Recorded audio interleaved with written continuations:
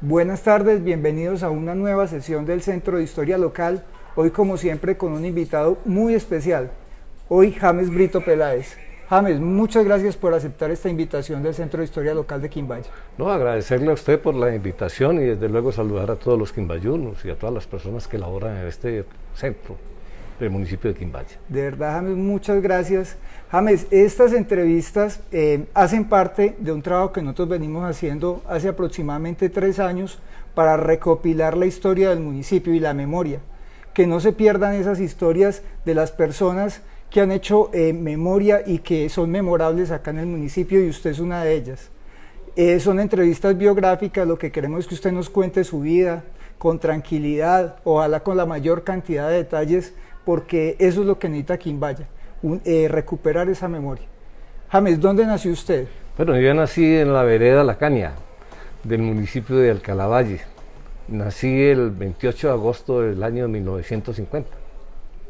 Qué bien, James. ¿Y en qué momento llegó usted a Quimbaya? Bueno, hice mi primaria hasta cuarto de primaria. Mi primero de primaria lo hice en la escuela de la vereda.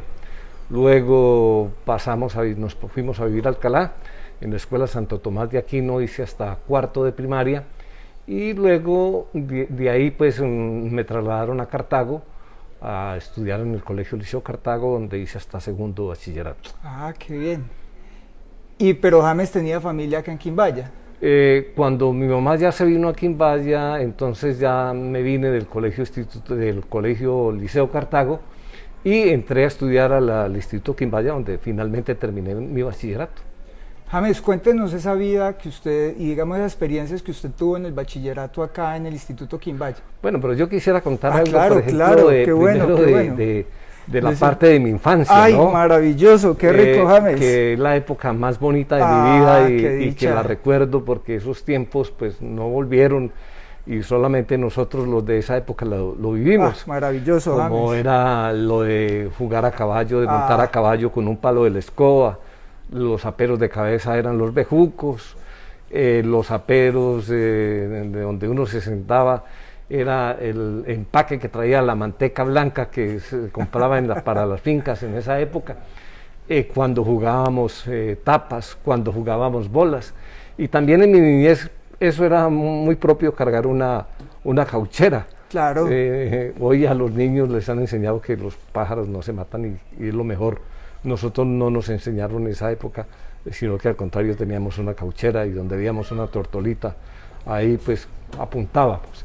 De todas maneras, pues parte de la infancia y hay que contarlo porque no es un secreto. Claro, no, y en ese momento estábamos jugando bolas, jugando tapas, jugando balón, trompo, de todo lo que había que hacer en la niñez. Fue una niñez muy bonita, precisamente porque tuvimos esa oportunidad de compartir con tan poquitas cosas de poco valor, ¿sí? Pero que finalmente eran muy enriquecedoras porque con eso nos llenaba todo. También estuvo muy cercano usted al campo, ¿cierto? Sí, nosotros vivimos en el campo inicialmente, de ahí salíamos al pueblo, Alcalá.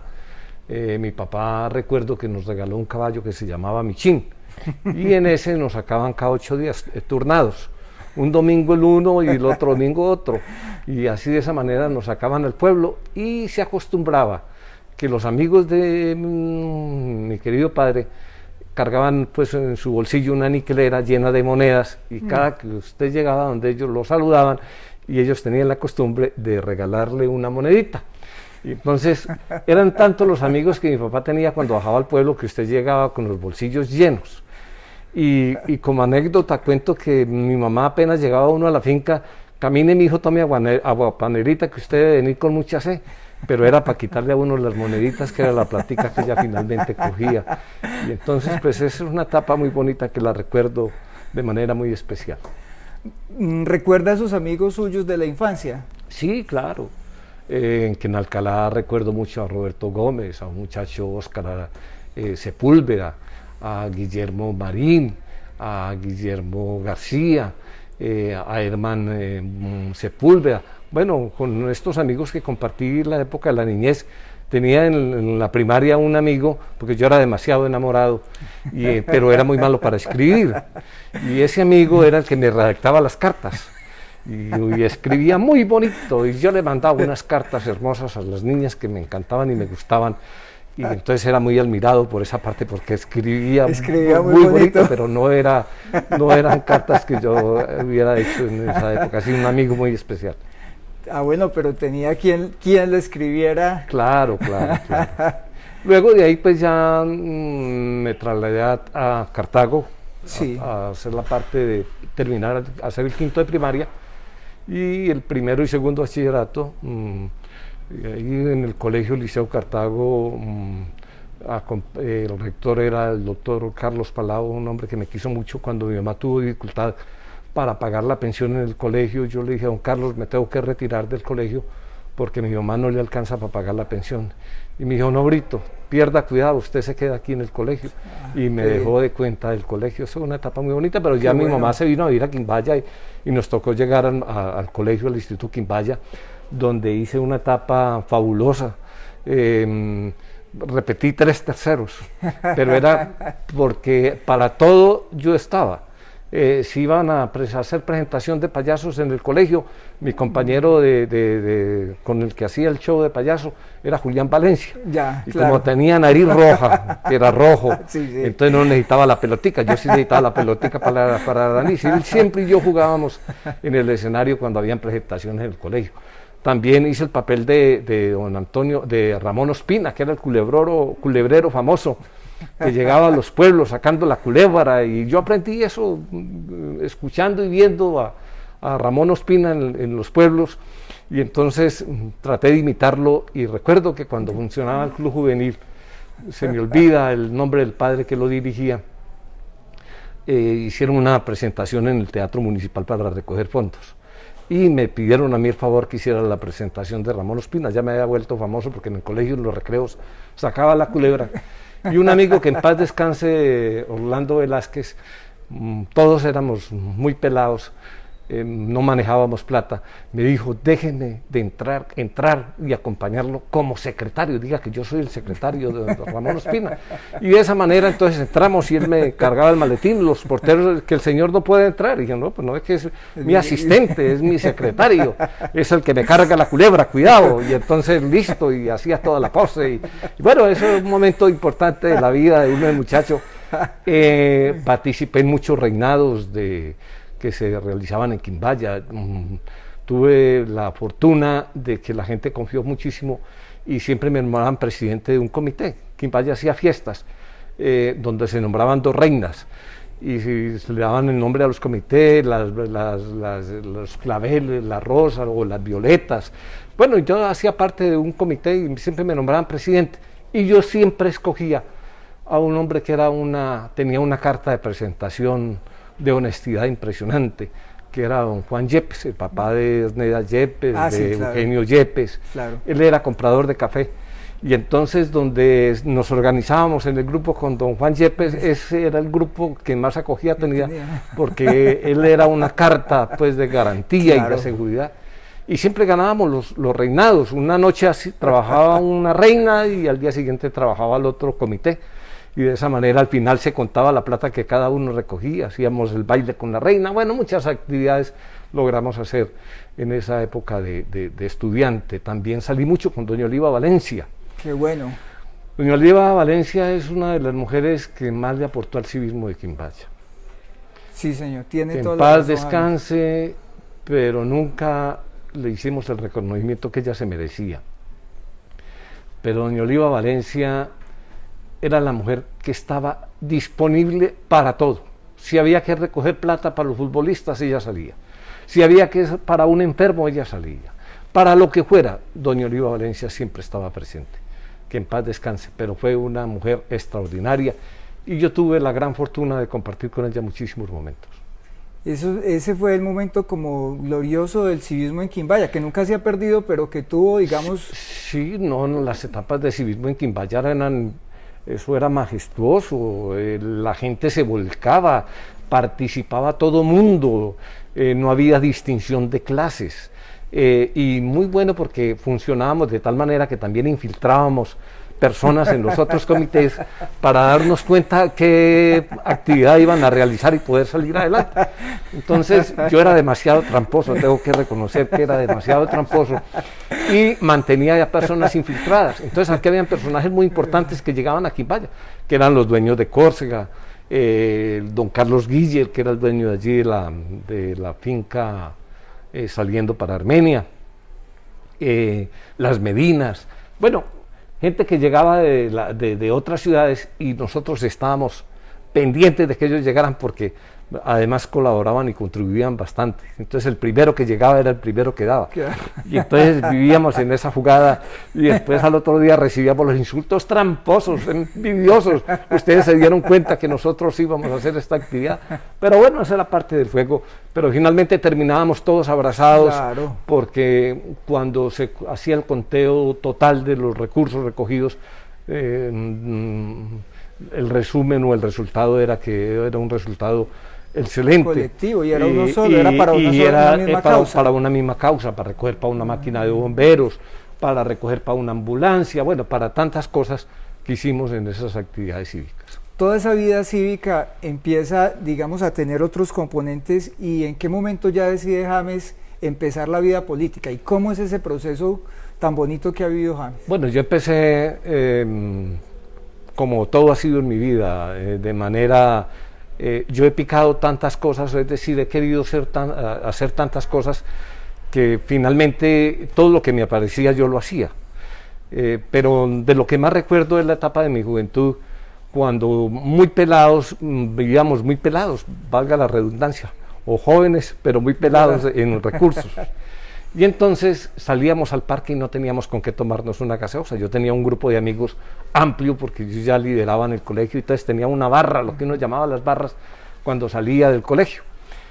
Y no teníamos con qué comprarnos una gaseosa.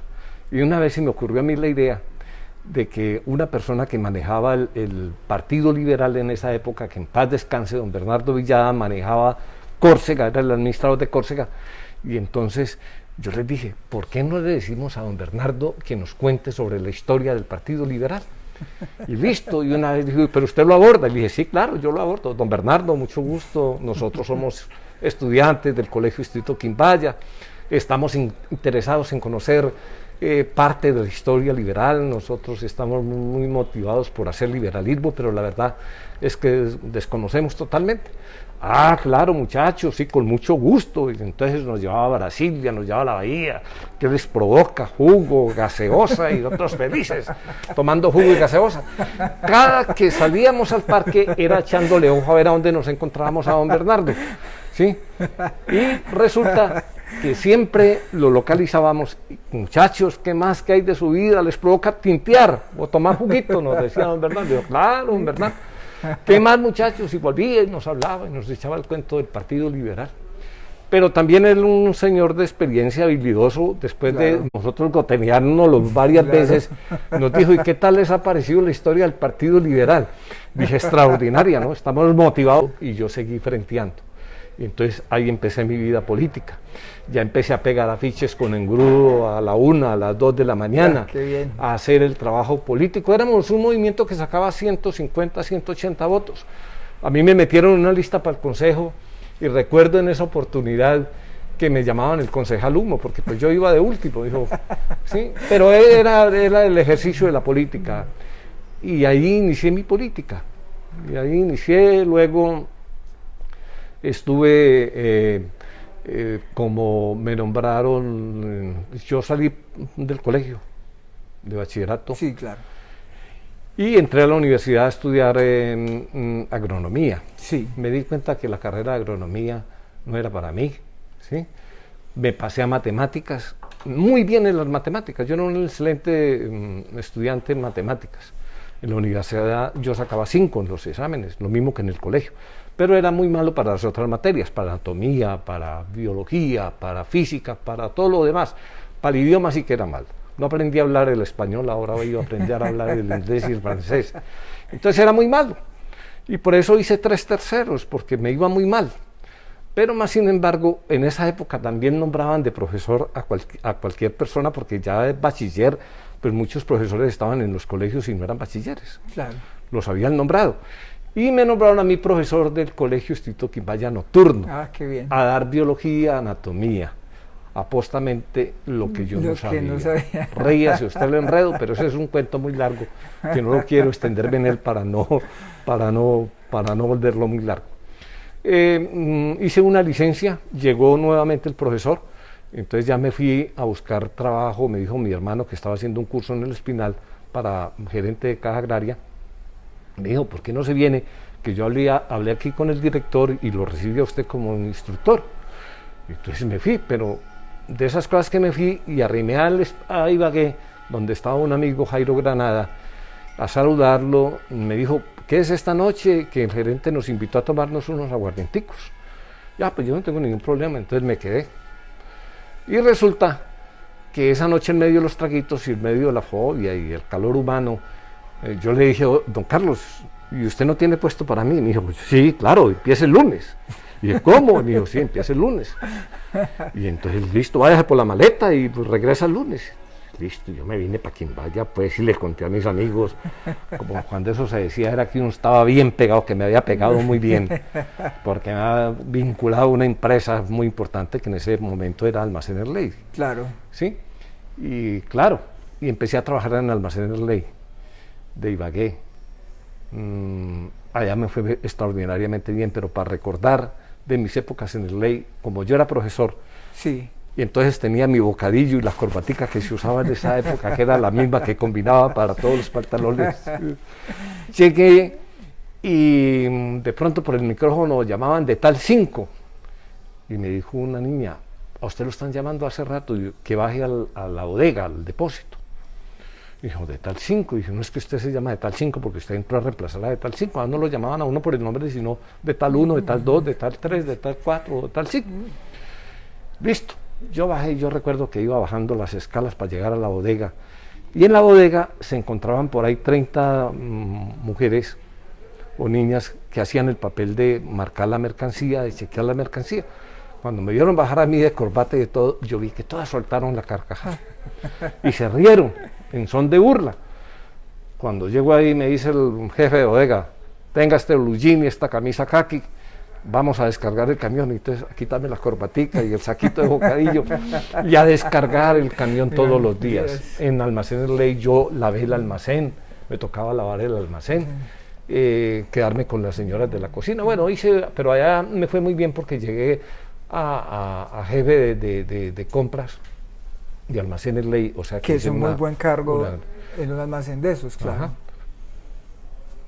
Claro, jefe de compras es... Sí, me fue supremamente bien. Luego de ahí renuncié a Almacenes Ley y me fui para Cali, donde montamos un almacencito de piedra, de esa piedra verde, jade. Ya. Y allá estuve como un año trabajando en Cali. Una vez llamé a un amigo que también ya murió, que en paz descanse, Alfonso López, con el que había hecho política en Quimbaya, con Bernardo y todo. Dije, ¿qué hay para mí allá? Y me dijo, vamos a nombrar personero. Y entonces, ¿usted se le mide? Y le dije, sí, yo sí me voy. Listo, y reunieron el consejo y me nombraron a mí personero de Quimbaya. Qué bien. Ser personero en ese momento era uno de los cargos importantes, porque en esa época el personero firmaba los cheques, claro, en coordinación con el tesorero, manejaba la cuadrilla, manejaba lo que era caminos, manejaba escuelas, manejaba volquetas, manejaba la parte eléctrica, que la manejaba en ese momento el municipio, todavía no se lo habíamos entregado al ED, ¿sí? Sino que lo manejaba directamente el municipio, nosotros manteníamos los transformadores en la oficina, y realizábamos todo ese trabajo, y entonces era muy importante ser personero. Ahí empecé a hacer una gran actividad, y luego pasé a ser jefe de acción comunal departamental. Qué bien. ¿Sí? Ahí hice una importante carrera, porque tuve la oportunidad de conocerme todo el departamento del Quindío, de estar mucho en contacto con la gente, de hacer muchísimas cosas con la gente, y la verdad es que ahí despegué políticamente, porque después de haber estado ahí en la personería y luego en acción comunal, tuve la oportunidad de ser 5 veces diputado a la Asamblea del Departamento del Quindío. Me presenté por 6 veces, en una la perdí por 25 votos, pero fui 5 veces elegido. Fui representante a la Cámara antes de la Constitución del 91. Nos revocaron el mandato, me vine y aspiré a la alcaldía del municipio de Quimbaya por elección popular, donde también tuvimos la oportunidad de hacer muchísimas cosas y de las cuales tuve un balance satisfactorio, a pesar de que fue tan corta, porque fueron 2 años 7 meses, que era el periodo del alcalde en esa época. Eran 2 años, pero Gaviria nos alargó el periodo 7 meses más, o sea que terminamos con 2 años 7 meses. Y pues en esa parte yo empecé a hacer un trabajo con la comunidad. Yo me fui a pavimentar, por ejemplo, de las obras y de las realizaciones mías como ciudadano. Me fui a pavimentar, por ejemplo, las gradas del barrio Grisales. Me fui a hacer, por ejemplo, a pavimentar el barrio La Esperanza con la gente. Un convite lo organizábamos los sábados y los domingos y terminábamos con un sancocho y después con un baile. Trabajo con la comunidad 100%, pavimentamos muchos sectores de Quimbaya donde la gente, el movimiento se vinculaba y ellos contribuían también con su mano de obra, conseguíamos los materiales y podíamos cristalizar muchos intereses de la gente anhelados desde hace mucho tiempo. James, ¿qué otras obras y proyectos recuerda usted que realizó y que ha hecho durante su vida política? Pues mire, yo pienso que uno de los proyectos importantes, después de la Constitución del 91, que terminaron los auxilios nacionales, yo tuve la oportunidad de organizar una fundación llamada Proestadio de Quimbaya. Quimbaya tenía una cancha municipal, pero su terreno fue utilizado para construir el barrio La Esperanza y compraron el lote aledaño que hay junto al barrio Gaitán para la cancha municipal. Pero nosotros, con el propósito de que eso no volviera a pasar, entonces conformamos una fundación para construir un estadio. Ese estadio lo conseguimos a través de auxilios departamentales, nacionales. Yo ya estaba muy vinculado al gobierno departamental y Jesús Antonio Niño Díaz, nunca se me puede olvidar, fue la persona que nos dio el primer $1.000.000 para comprar el terreno a don Arnoldo Arcila. Trajimos a May Forero Nogués, que era el director de Coldeportes a nivel nacional, pero se nos fue en atención, nunca pudimos organizar nada con May Forero Nogués. Pero todo lo conseguimos a través de auxilios, de la vinculación que yo ya tenía con el departamento en mi condición de diputado, bueno, y la parte política que era tan activa en ese entonces, y entonces lográbamos conseguir los recursos para Quimbaya muy fácilmente. Cuando nosotros acá desde la Biblioteca Pública hicimos los fotolibros de la historia de Quimbaya, para mí fue muy placentero encontrar muchas imágenes suyas en la construcción de varios barrios. Y por ejemplo el barrio Clementina, y acá quienes estén interesados pueden venir a la biblioteca a observar en nuestros fotolibros un poco de esa construcción de esos barrios y de esa historia en la que usted fue partícipe, pero mejor dicho fue el líder. Sí, la verdad es que así como tenía la Fundación Proestadio, tenía la Fundación Provivienda Popular. Y bien, pude realizar la construcción del barrio Clementina, ¿sí? Sí, claro. Que fue mi primera obra. Cuando me metí a construir ese sector, la verdad que no tenía mucho conocimiento, pero tenía unos deseos y unas ganas y un entusiasmo que me contagiaba y que me daba la gente, donde me llevaban a que trabajara y que hiciera el esfuerzo de sacarlos adelante. Y fue como con la vinculación que tenía logramos conseguir el terreno, luego logramos conseguir las obras de infraestructura. Y recuerdo que una vez me iban a echar del departamento cuando yo era jefe de talleres, porque un sábado me traje todas las volquetas a cargar material para pavimentar el barrio Clementina. Y cuando el lunes le contaron al gobernador que yo había estado en esa obra, me pegó que regaño y me dijo, no lo he hecho porque me encarto con Ancisa, pero de todas maneras eso no se puede hacer. Yo ya tenía todo el material, ya no me interesaba el regaño, y de esa manera pavimentamos el barrio Clementina. Tuve también el liderazgo o el manejo del barrio El Cacique, que es un sector importante. Pude lograr planear, proyectar esa obra. Y lo último que hice con el barrio Cacique, igual con una parte de Laureles, que también es otra obra de las que tuve que ver con ellas, fue el pavimento, que siendo parlamento millones de pesos para pavimentar todo el Clementina y para pavimentar el barrio Laureles, como 5 o 6 calles que se pavimentaron en esa época. James, en su vida política también hubo, digamos, un apoyo importante del doctor Ancísar López López. Sí, claro, es que yo soy hechura de Ancísar López.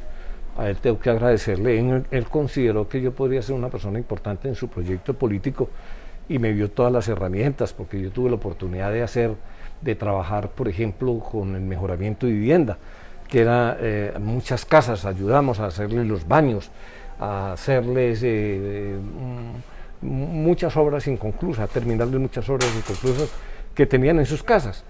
Todo eso pues, se lo debo a Ancísar López. Ancísar López fue una persona que me apoyó y me acompañó en todo momento.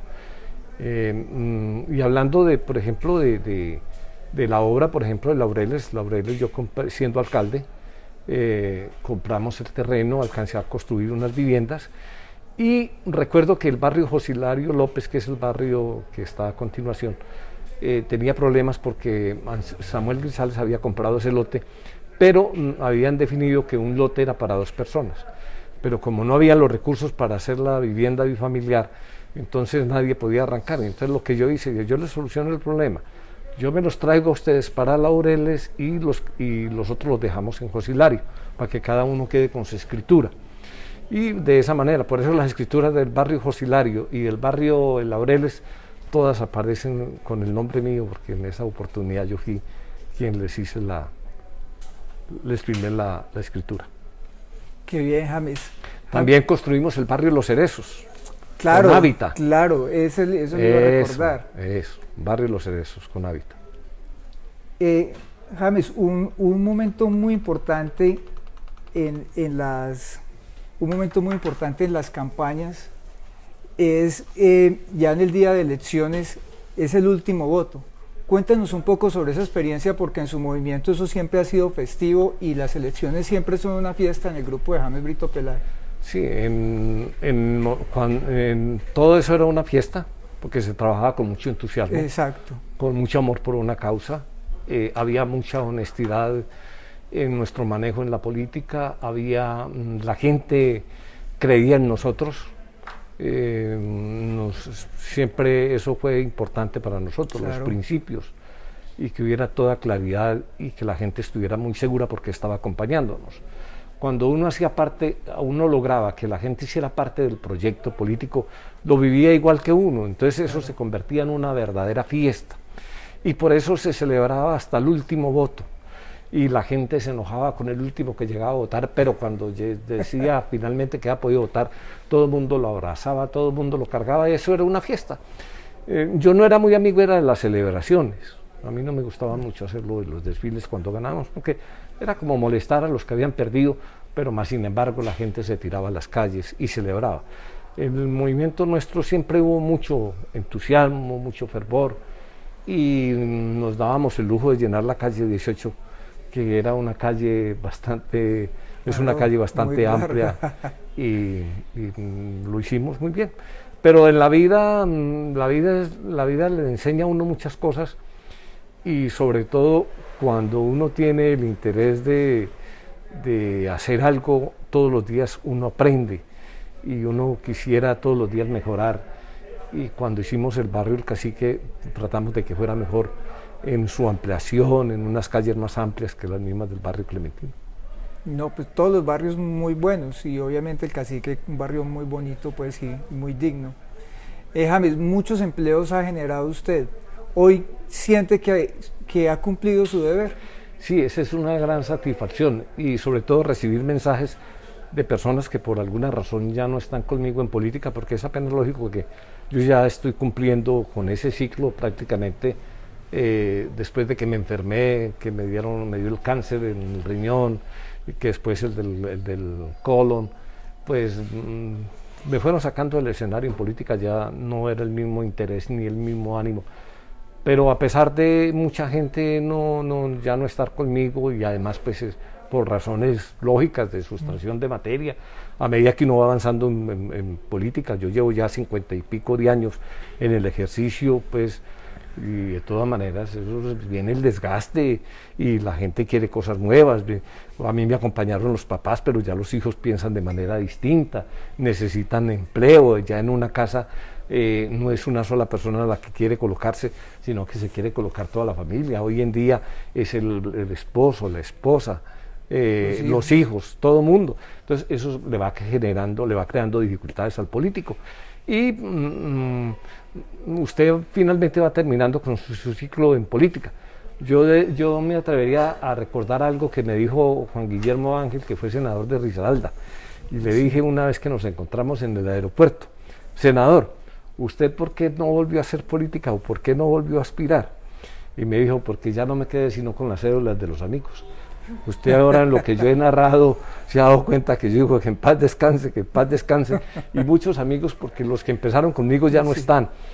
Pero son muchos los mensajes que he recibido de personas que se pensionaron, y son incontables.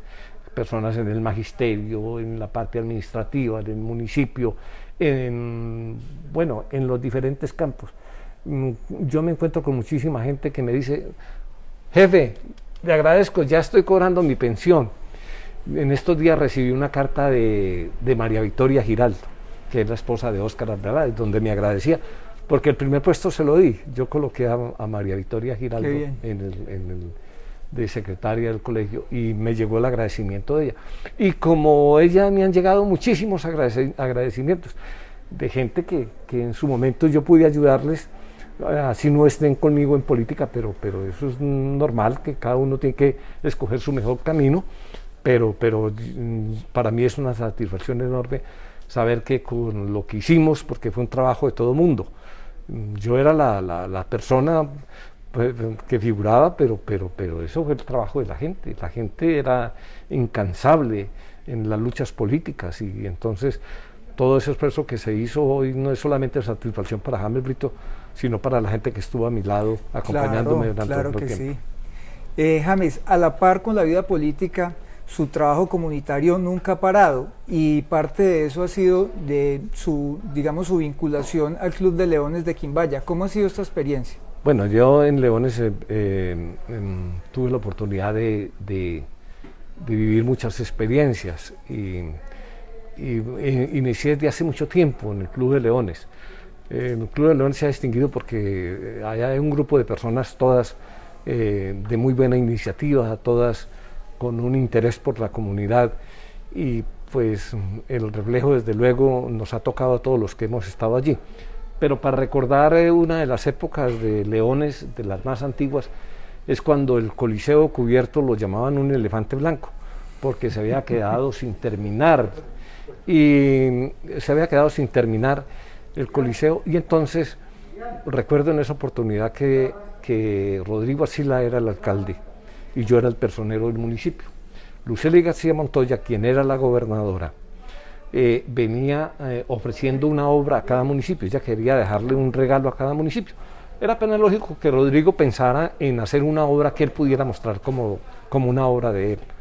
Pero insistimos tanto en ese momento, los poquitos Leones, porque Leones estaba en crisis, precisamente por esa obra que no habíamos podido culminar, que no habíamos podido terminar, y estábamos por un mal momento.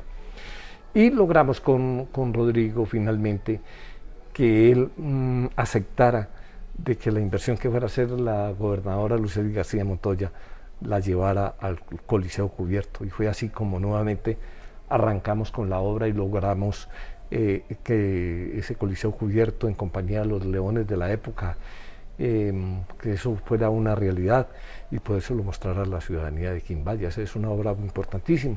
Trabajamos en muchos logros, pero en Leones la tarea ha sido de todos. Yo no podría, he participado de manera he hecho parte especial de ese proceso, pero ha sido una tarea de todos. La familia leonística se distingue por eso. y en mi momento yo vivía pegado del servicio. Antes yo estaba para todo. Abandoné muchas veces mi familia, mis reuniones con la familia, porque para mí se volvió que era más importante estar en estas cosas de la comunidad que inclusive hasta con la misma familia. Es verdad, James. Son muchos los sacrificios que se tiene que hacer y que se hacen cuando se hace parte de la vida política y comunitaria.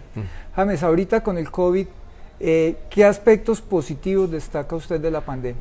Bueno, yo pienso que pues positivos ante una situación inesperada como la que estamos viviendo en este momento, pues es difícil de entrar a destacar aspectos positivos, porque ni lo esperaba el país, ni lo esperaba la comunidad internacional, es decir, esto fue algo nuevo para el mundo y no pensamos que de un momento a otro nos fuera a cambiar en nuestra forma de vivir, nuestra forma de compartir con la gente. Ya el abrazo, el saludo, ya no lo podemos hacer como en otras oportunidades.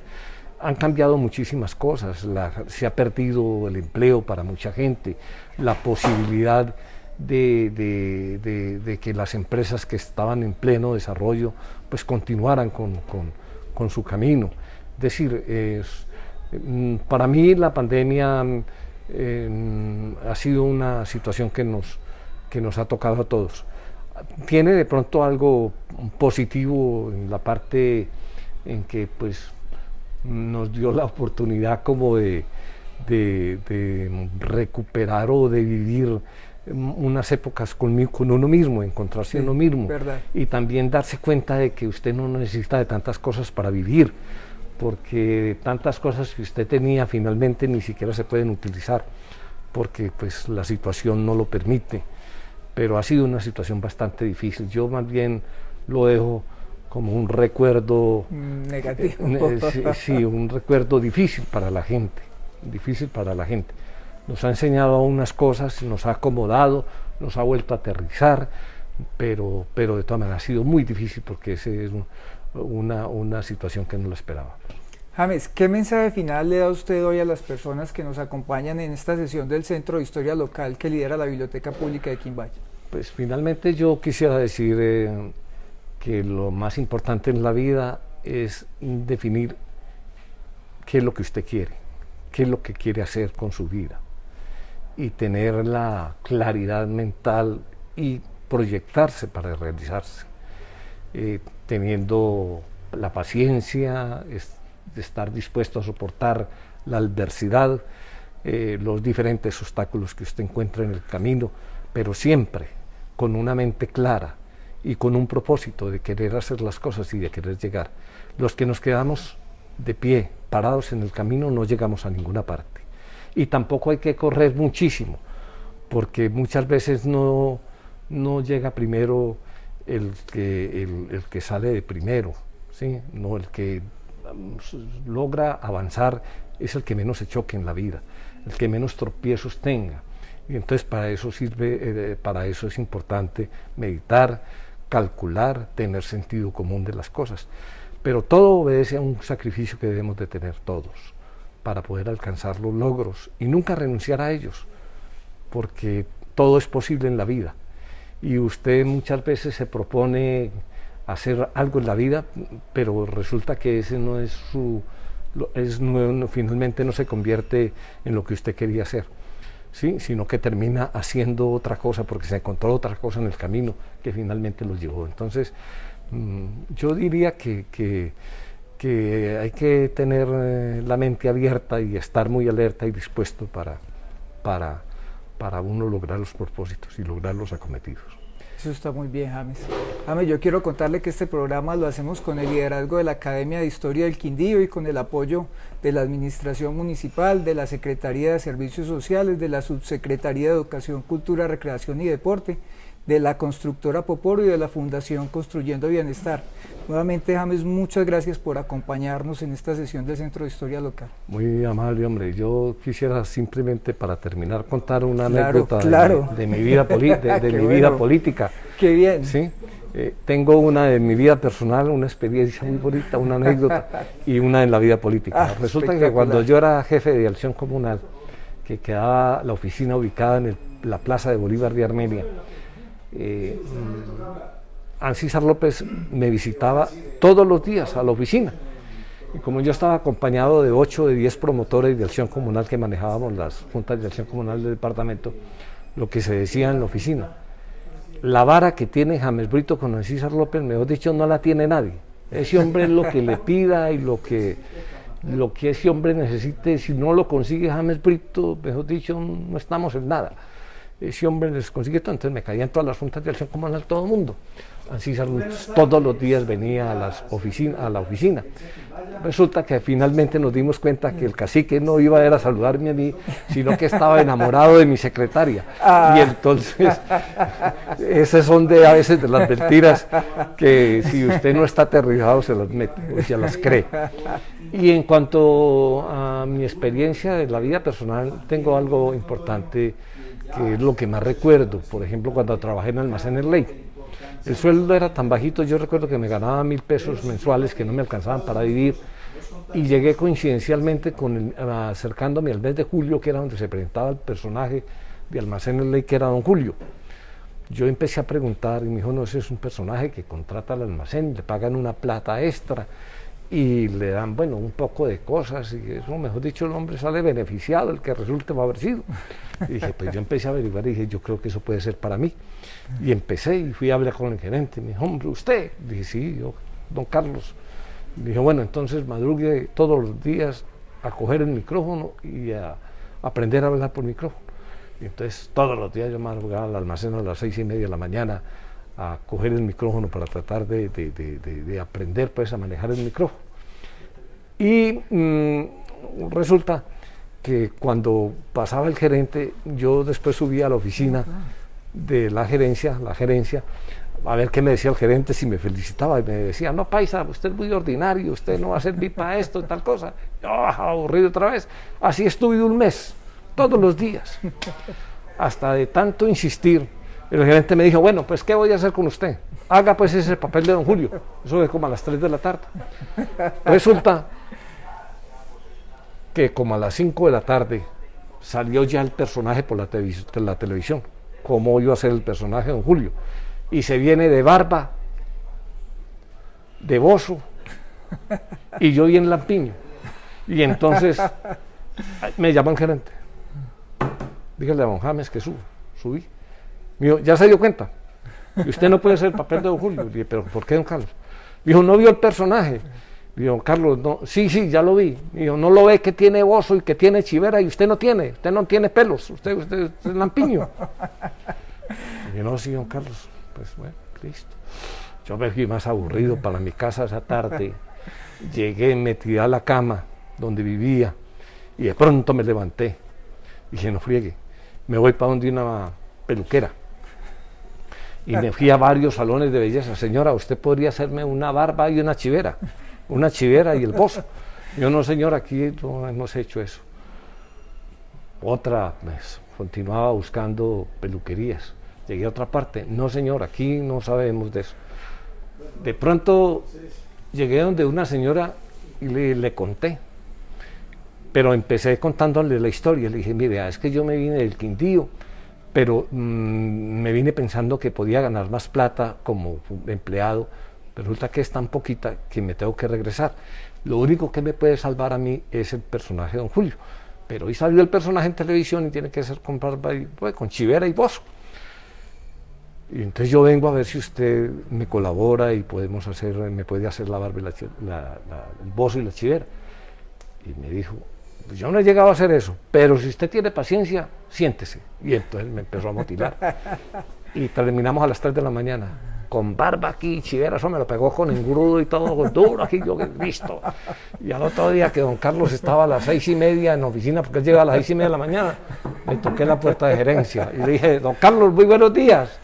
Yo con la chivera y el bozo. Me dijo, no jodas, paisa, anda que te entreguen los uniformes y que te entreguen todo lo que tiene que ver con don Julio. Y así fue donde hice el papel de don Julio. Y me gané la plata. Y bueno, para mí, porque eso no fue fácil, eso fue a base de lucha y de perseverancia. Por eso yo siempre he dicho que hay que seguir luchando. Como todo en su vida. Como todo en la vida. Y una anécdota de mi vida era cuando yo tenía La Cueva, que era el negocio que quedaba al frente de Telecom. ¿Sí? Ese es un cuento muy bueno porque resulta que don Arturo Chica era el alcalde de esa época. ¿Sí? Sí, sí, sí. Y él tenía unas hijas que era Amalia Chica y la que trabajaba en el comité de cafeteros, que es la funcionaria del comité de cafeteros, pero Amalia hacía parte del Club de Leones. ¿Sí? Y yo empecé a escuchar cuentos de que el alcalde me iba a llamar, que porque la gente del sector se estaba quejando, que porque se sentía mucha bulla y que eso era una parte residencial. Listo.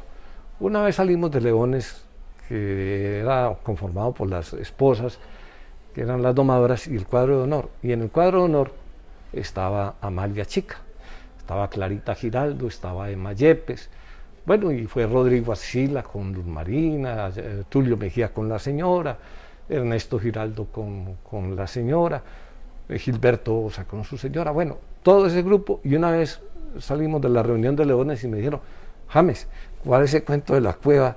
Que todo el mundo habla de La Cueva. Y pues caminé, vamos, y me la llevé para allá, ¿sí? Y estando allá en La Cueva, entonces logré el fotógrafo y una foto, ¿sí? Bueno, listo, nos quedamos ahí muy bien, muy cachacos y toda esa cosa. Y al otro día me entregaron la foto. Preciso ese mismo día me llamó el alcalde, que se presente a la alcaldía en el menor tiempo. Y yo me fui para allá y me eché la botico acá. Y me dice don Arturo Chica: James, lo llamo porque hay muchas quejas del sector, donde dicen que llegan mujeres de vida silenciosa. Y le dije: don Arturo, qué pena con usted, pero usted está mal informado. A usted le han traído cuentos y esa no es la verdadera realidad de mi negocio. Aquí le muestro las personas que me visitan a mí. Cuando vio la foto, él la dijo: ¡ándate! ¡No! ¡Ándate!